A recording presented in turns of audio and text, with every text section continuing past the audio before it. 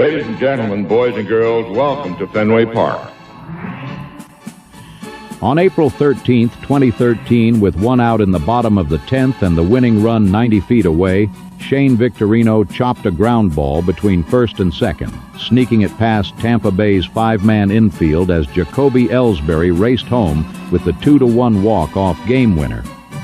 Shea Hillenbrand delivered one of those unforgettable moments on April 13th, 2002.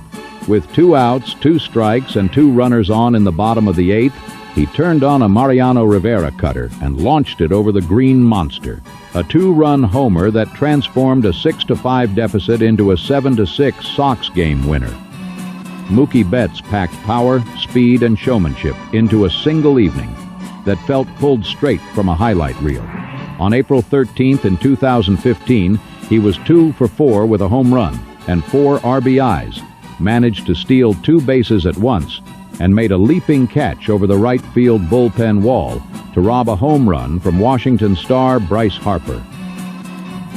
In 1963, on April 13th, 19-year-old rookie Dave Moorhead made his first major league appearance, one for the record books by blanking the Washington Senators 3-0, becoming the first Red Sox pitcher to throw a shutout in his debut since Boo Ferris accomplished the feat in 1945.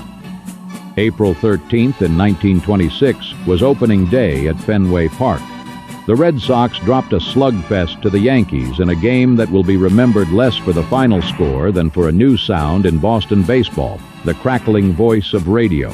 For the first time, a Red Sox game was broadcast, with Gus Rooney calling the action for WNAC.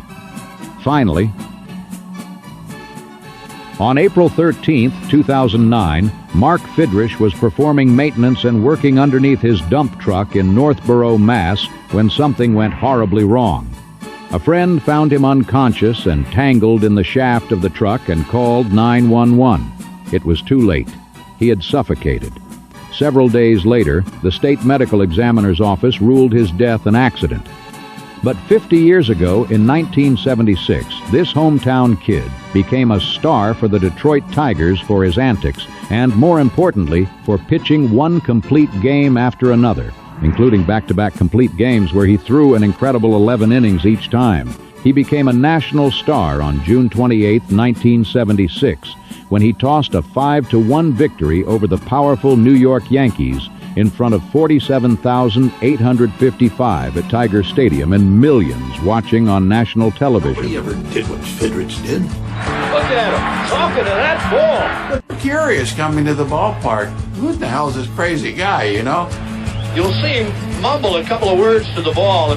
He was an oddity, a real oddity. Nobody ever did what Fidrich did. Look at him, talking to that ball. What pitcher ever talk to a ball? I get a kick out of this guy. He probably saying, come on, move that ball, move that ball. I didn't think he was going to talk to it. I thought he was going to eat it. I'm not kidding you, because that's exactly where it was. That is not a member of the Detroit ground crew. That's starting pitcher Mark Fidrich. You never saw this. You never saw a guy manicured as if it was his own personal ground crew. He's congratulating each player. Hey, even on so-so plays. He did some cuckoo things, but the guy can pitch. That was the bottom line. All this other stuff wouldn't have mattered if he was getting his brains beat in. Another easy inning for the young right-hander Mark Fidrich. As Fidrich made his way through the game, keeping a star-studded Yankees lineup at bay, Tiger Stadium and the national audience were captivated. Energy was building and building and building. The fans are cheering, let's go Mark. Northborough was like a ghost town downtown. You literally could hear the cheering. The windows are open. Yeah, I'm sure. You could hear the cheering from house to house. Oh, yeah. Fans really getting a kick and reacting to Fidrich. They got to be in love with this young man, no question about it. I'll tell you, he has won this town. There was 50,000 in Tiger Stadium. I thought they were going to break it down. Can you imagine the hand Fidrich is going to receive in the top of the 9th inning?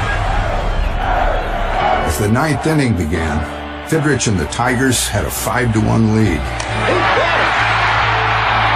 And the fans are standing for Fidrich.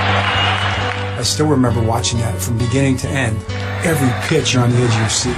It's just unforgettable. 2 down in the right. Yes.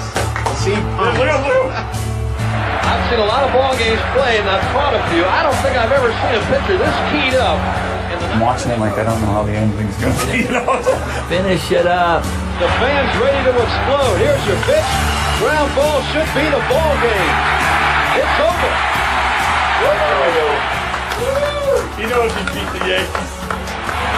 And the Tigers act like Fenway has just won the 7th game of the World Series. He has. He's won 7 in a row. He is some kind of unbelievable young Mark Fenway.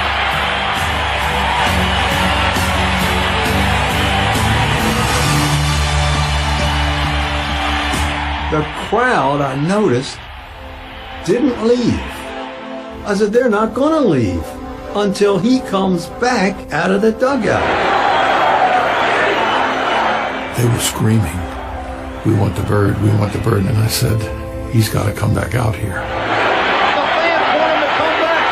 The fans are calling for him to come back. I said, "Mark, you got to put that shirt back on, son.